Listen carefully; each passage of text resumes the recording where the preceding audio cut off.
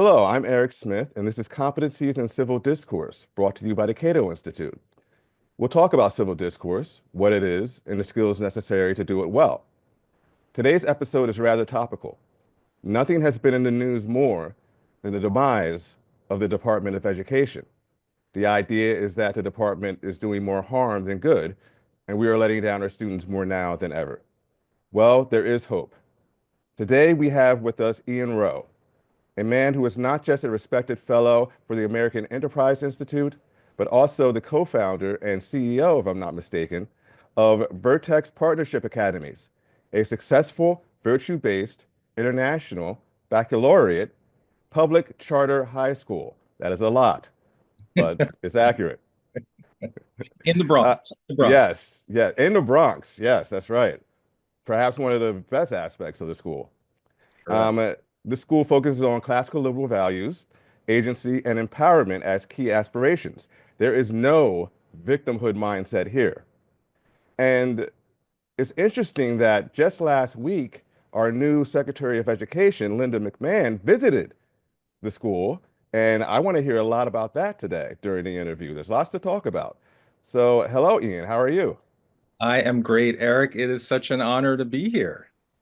And yes, Fantastic. in the Bronx is big up to the Bronx. Yes, big up to the Bronx. I've never been there, but I'm sure it's really cool. What? Um, Oh my gosh.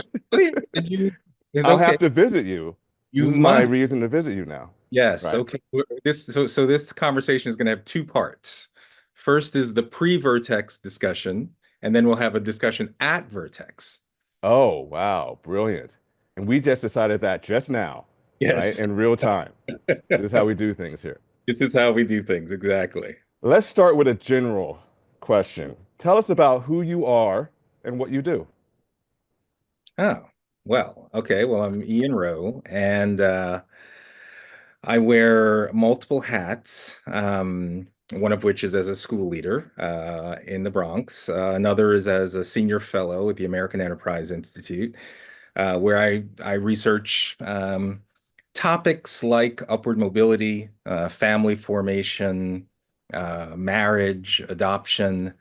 I would say most of the work that I do is connected to this idea.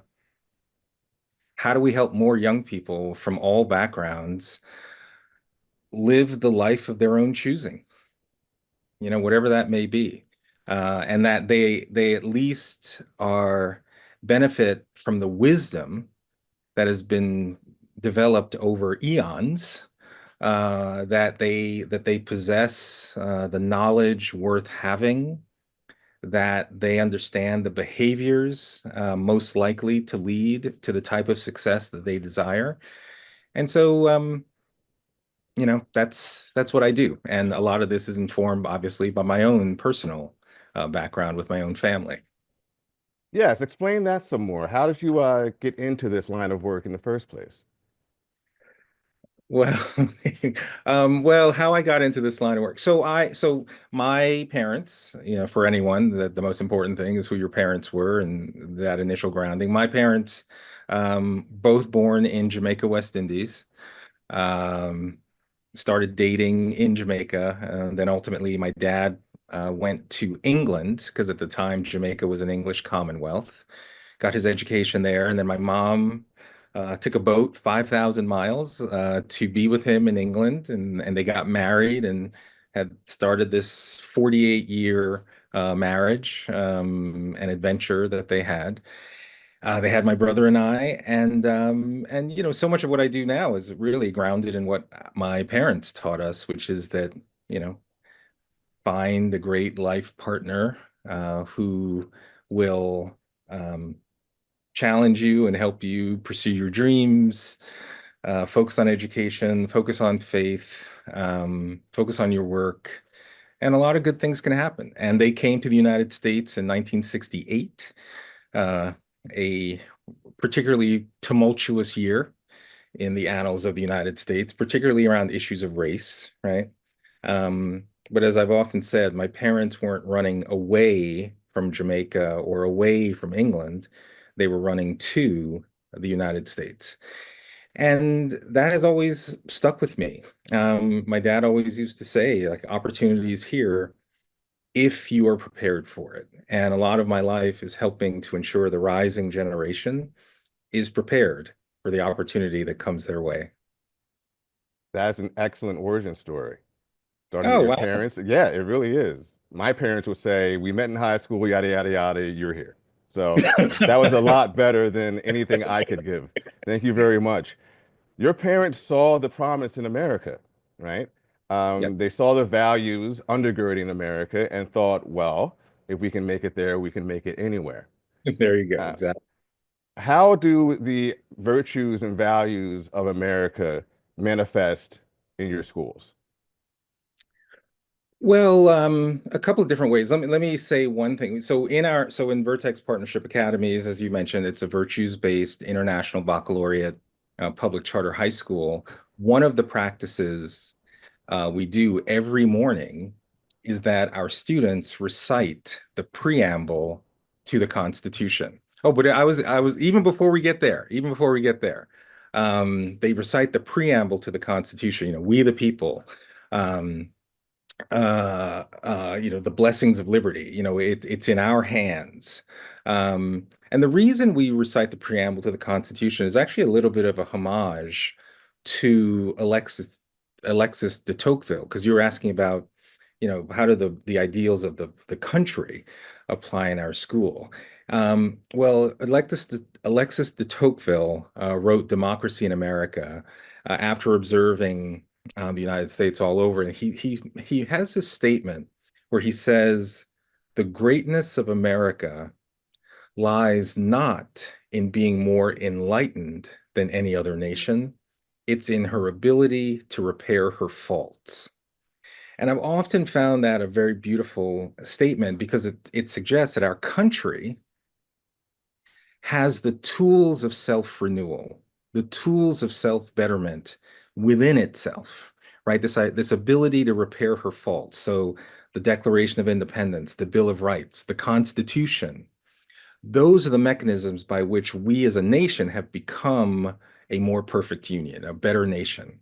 So the reason in our school we recite the preamble to the Constitution every day, every morning, is that we want our students to know that they have the tools of self-renewal and self-betterment within themselves, right? So that's how we try to connect kind of the founding of the nation and this recognition of our flaws as a country, but we have these mechanisms of self-improvement, and we as human beings have the same characteristic. And so that's one of the ways we try to sort of map America's founding ideals to a sense of what each person has the ability to accomplish.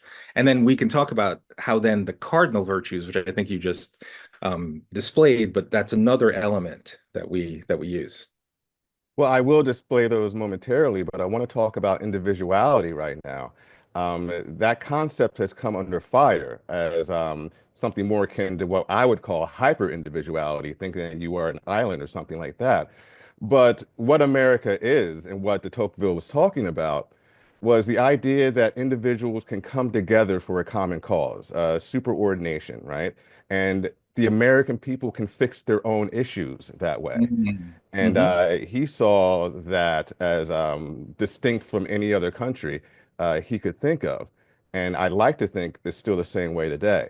So that individuality and communality coming together is what we're supposed to be. And it's also a key idea for being good at civil discourse. Mhm. But first, let's talk about those cardinal virtues. Shall I put them on? Yeah, and I'll say so. Just a couple of things in response to what you just said. So, yeah, there is this duality of individuality and community, um, and yeah, the whole idea is that what de Tocqueville really talked about was the power of association. That Yes. when Americans saw problems locally, there wasn't this immediate sense that some distant person, whether it be in Albany, I'm in New York, or Washington, D.C., like not some distant person in a state capital or in the federal government should solve this problem. Like we have the tools. Again, back to why we recite the preamble. We the people, right? We the people. We're the ones that preserve the blessings of liberty, right? So yeah, so there's something very important about this duality of individuality and commonality. So so there's that, and then embedded within this idea is this idea of civil discourse, that we have the ability to um, interact with each other with respect, that you can have dialogue across difference. And it does seem that we as a country right now are having struggling a bit with this concept Yes. on college campuses. And so one of the things I often say is that some of the challenges we see in higher education, like the challenges that young people have of disagreeing agreeably or even tolerating um, viewpoint diversity, that issue doesn't originate in college. In my view, it often emanates from the fact that there are kids coming out of our K to 12 system, in particular high schools, where they haven't really been exposed to differing viewpoints or different ways of thinking, or most importantly, the totality of thinking about all sides of a given issue. This idea that you can have an opinion, but informed opinion is better. And so we spent a lot of time in our high school talking about this concept of civil discourse, but this is probably where it is good to bring in the virtues, because there is a step before most people talk about civil discourse.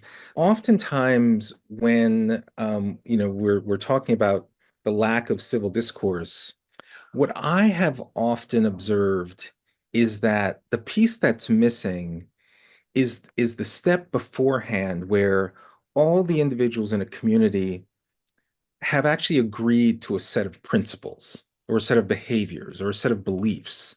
And that if we can agree on those things, it's foundational. Like that's what then makes it possible to have civil discourse, because there's almost kind of an embedded trust that what you're disagreeing upon is the issue, not the person, right? You're not demonizing people. You might object to arguments, but there's a foundational level of trust. So for us, the at Vertex, we said the necessary precondition for fostering an environment of civil discourse or democratic discourse is, for us, it's a focus on what we call the four cardinal virtues of courage, justice, temperance, and wisdom. And these four virtues, the cardinal virtues, cardinal comes from the Latin, you probably know this better than I. The cardinal comes from the Latin root cardo, which means hinge, right? So when we talk about the cardinal virtues, all other standards of moral excellence are built upon and rely upon these four virtues, right? So gratitude, optimism, perseverance, resilience, determination, all of those character-based strengths emanate from these four virtues. So in our school, all the kids memorize what we call these I statements, and we like to believe through the literature that we choose, through the reward system we set up, all is reinforces these virtues. So for example, justice, and you read it, I uphold our common humanity and honor the inherent dignity of each individual. That's really important, because if you're in the midst of a really heated discussion, right? In today's world, it seems like some people, if you're engaged, superficial characteristics like race or gender or economic class or anything suddenly becomes relevant to a debate where you get positive points or negative points for these characteristics, but we want it so that you honor the inherent dignity of each individual, right? And we uphold our common humanity. Or courage, as I reject victimhood and boldly persevere even in times of uncertainty and struggle. So for us, these are really important sort of foundational elements, because it's almost like when our students are standing up and reciting these words together, it's like a collective commitment that we've made to each other. So it's foundational. So when we get to heated topics, again, as I was saying before, there's kind of an embedded trust that we've already built together. All right, so it seems like these cardinal virtues are the fundamental competencies of civil discourse for you and your institution. Would you say that? Well, I would say they're the precursor. The fundamental competencies of civil discourse should include things like ensuring that the people involved in the discourse have the knowledge worth having around that issue, right? So, you can have a whole discussion about, let's pick up, the Israeli-Palestinian situation, right? And um, if you're mesmerized by what you believe are the interests of the Palestinian people, then almost by definition, it's really hard to have civil discourse with anyone who doesn't hold that view or has that view but has other views that relevant, and you've either never engaged with those or you never really grappled with the implication. So one of the necessary precursors, so there's if in our case, the cardinal virtues is recognition of our common humanity, of individual dignity. You're neither more than or less than, based on your race or your gender and these superficial characteristics. But also as a school, we think if we're going to engage on political and social issues, in order to really have informed civil discourse, then we have to create an environment where we do our best to ensure that there's knowledge of all of the major perspectives on that issue. So, how do you go about mitigating any kind of contention that could come forth based on certain topics, like Palestine and Israel, for example? People avoid these conversations because they get heated and nothing good seems to come out of them. But you have high school students who can pull it off. What's that Well, about? Well, we're trying. We're trying. I mean, Okay. anyone who says they've got this completely figured out is not being fully truthful. But first of all, you create a structured environment where it's not just willy-nilly, right? It's not just what do you think? In New York City, we had kids um, leaving school in the middle of the day, heading into marches where they're shouting, from the river to the sea. And I can say with some confidence, the vast majority of them had no idea what that even means, And there were schools allowing them to do that in the name of social activism. And so I just think on any issue, we as the adults, as a grown-up, we shouldn't shy away from controversial issues, but we should try to create environments, again, where there's at least, like, before you can have a discussion on that topic, let's say you have a class on the history of what has gone on with this particular conflict for centuries, to at least provide some grounding. There's probably some important works that students should read. It's what I just find tragic is the kind of um, abdication of responsibility of we as educators to put our students in a position that they first can um, know what the evidence is before they start disagreeing with it. Educators, we have a special responsibility to put our students in a position where they can have informed opinion around is particularly political and social issues. And the key is that people often say we don't tell our kids what to think. We want to teach them how to think. There is Yes. value in that statement, in that we don't want to impose our personal political views on a given issue. Where we are, and I'll use the I word, where we are indoctrinating our students is in the virtues, right? We do feel that the virtues, this idea of courage, justice, temperance, and wisdom, in those words, we do feel that that's foundational. And so we are imposing that we want young people to know that these are collective commitments to each other. Yes, and these are values that are conducive to a free and civil society. It's not like you're quote unquote indoctrinating them for your own purposes or for your own kicks or anything like that. These are values that keep civil society going. And Well, perhaps we should start focusing on them in high school. Well, that is what we certainly believe, and we're creating a whole school around it. I mean, the basic idea is that a self-governing free society, right, depends on individuals who have the ability to self-govern against a set of common virtues, right? What is it that we all agree upon? How are we going to live together? It's really hard to have a sense of democratic discourse if you can't even agree on the basics of who we are as people. And frankly, I do think that that's part of the fracture in our country today. Like this idea of what does it even mean to be an American? What does it even mean to be, in this populace together? We've lost a lot of trust, oftentimes along lines of race or politics, and we have to find our way back to that kind of common humanity. We've been talking about the responsibility of teachers and educators right now. I want to transition to the role of parents and the community around a school. And I want to bring in possibly your free framework. I will have you describe that instead of me. But how do these things come together? What is the role of parents and other family members, perhaps, in the community? And how does the free framework come into play? Yeah, well, as an educator, I always have to recognize that parents are the first educator.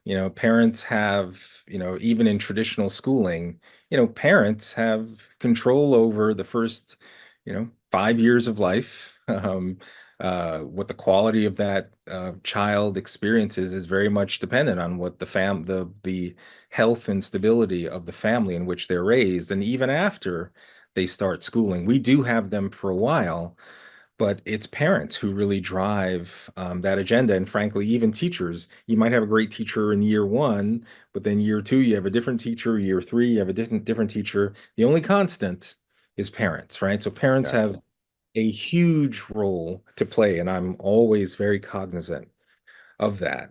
In our school, so we're a public charter school, so parents enter a lottery to enter our school, and that can sometimes be a very bittersweet day when we I'm call sure. and say, yes, your child got the golden ticket, they got into our school. But then for hundreds of others, we say, I'm sorry, the best we can do, is put your child in this really long wait list to get in. So we're very knowledgeable that the parents who bring their children into our school know that we hope they believe that this is a precious gift, that this is an opportunity that has not been afforded. And frankly, in our district in the Bronx, only 7% of kids graduate from high school ready for college, right? Meaning that of the sort of 2,000 students that start ninth grade in District 12 in the Bronx, 4 years later, 93% have either dropped out or they did earn their high school diploma, but still cannot do math nor reading without remediation if they were to go.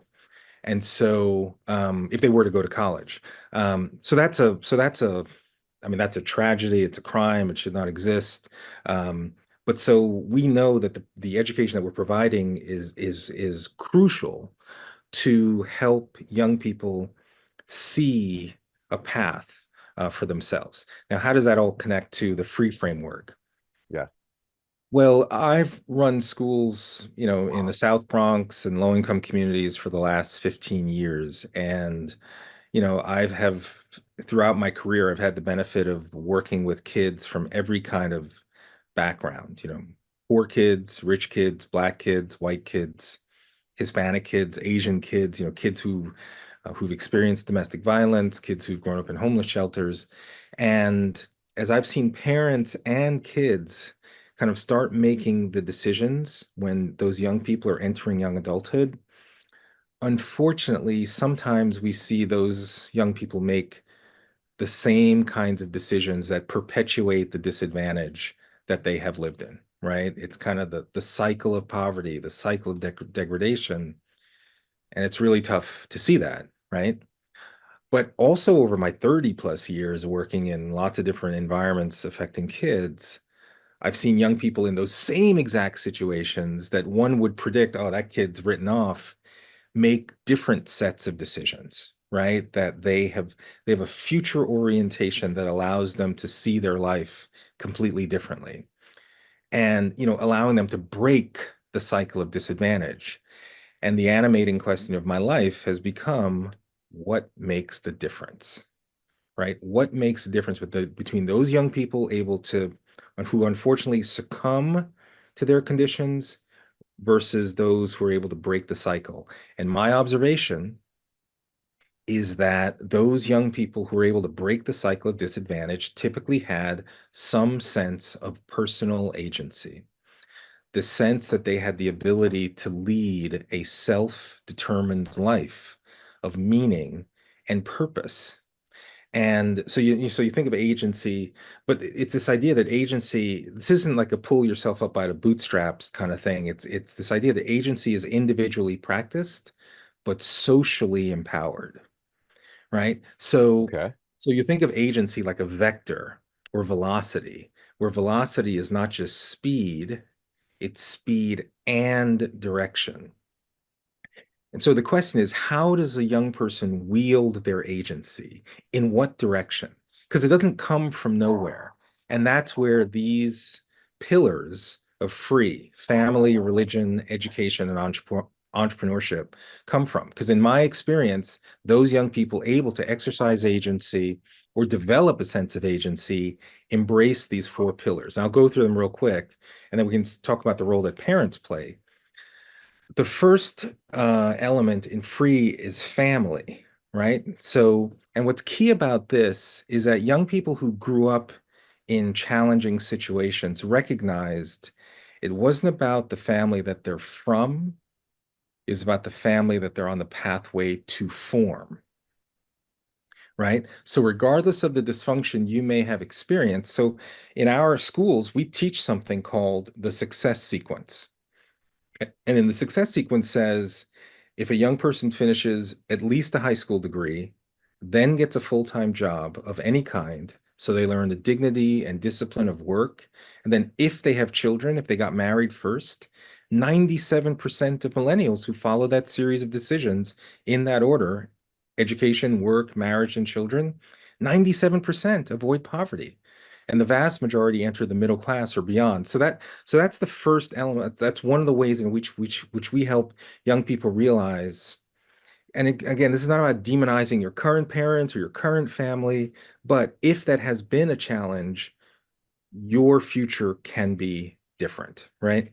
And then the other elements are for religion. Young people I've seen able to break the cycle of disadvantage typically had some kind of personal faith commitment. They lived by a moral code. That's one of the reasons our virtues we think are so strong. So even if you're not in a situation where you're surrounded by sort of clear moral direction, at least we as a school are providing that.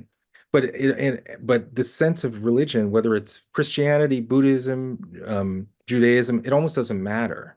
Yeah. You lived by some kind of moral code, and you were part of a community of people that expected you to live up to this code. The third element in free is education. Young people able to break the cycle of disadvantage typically benefited from some kind of educational freedom or school choice or charter schools, right? So if you were growing up in a neighborhood where only 7% of kids graduated from high school ready for college, you have to be given some chance to choose a different pathway. Otherwise, you're going to be on that cycle of degradation, right? And then finally, if you're on the pathway to form a strong family, if you've benefited from a personal faith commitment, if you've benefited from educational freedom, you usually have what I call an entrepreneurial mindset, an overcomer's mindset. You're a problem solver. You have networks you can tap into. So this framework of family, religion, education, and entrepreneurship, free, is something that we talk about. It's the pillars that we believe.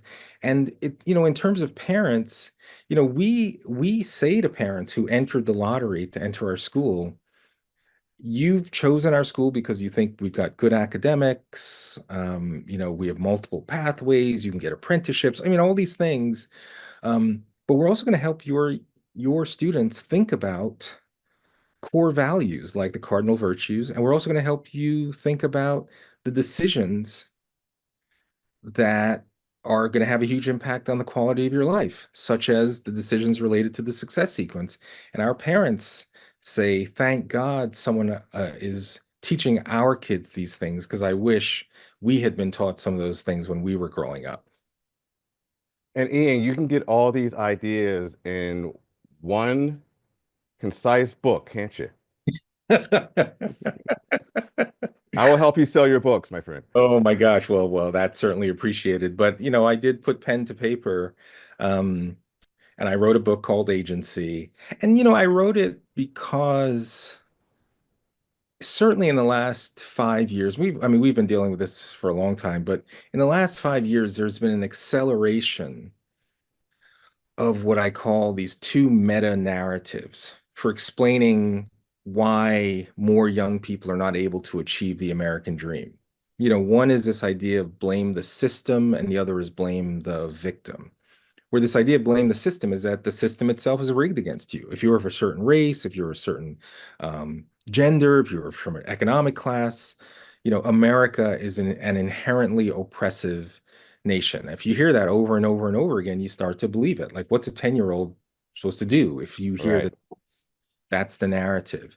But simultaneously, on the other side, there's this blame the victim narrative, which is like, no, no, no, no, no, America's great. America's a land of opportunity. And so if you're not successful in America, then you're the problem. It's your fault, right? That you didn't do enough to take advantage of all these opportunities. And so between this kind of blame the victim and blame the system narratives, a young person is kind of like, oh, like either the system's rigged against you or it's your fault for not being able to overcome the system, right? And so I wrote Agency as what I hope to be the empowering alternative to these two meta narratives, which I feel are inherently dispiriting, right? Right. And then offering a framework free for how young people can embrace their lives. And I know we're focused on civil discourse, which is an important part of all of this, right?